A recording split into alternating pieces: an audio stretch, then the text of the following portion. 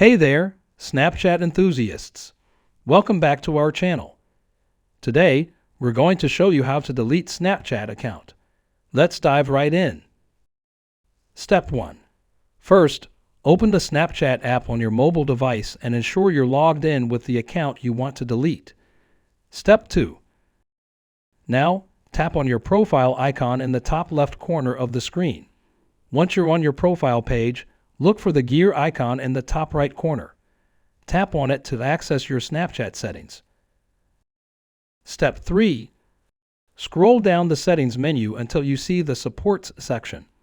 In the Support section, tap on I Need Help. Wait a moment for the Support menu to load.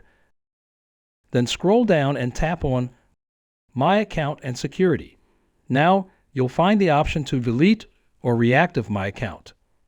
Tap on it. Then click on How do I delete my account? Step 4. Before proceeding, it's important to note that your account will be deactivated for 30 days before permanent deletion. During this time, you can log back in to recover your account. To continue, tap on Accounts Portal. Step 5. In the Accounts Portal, enter your username and password.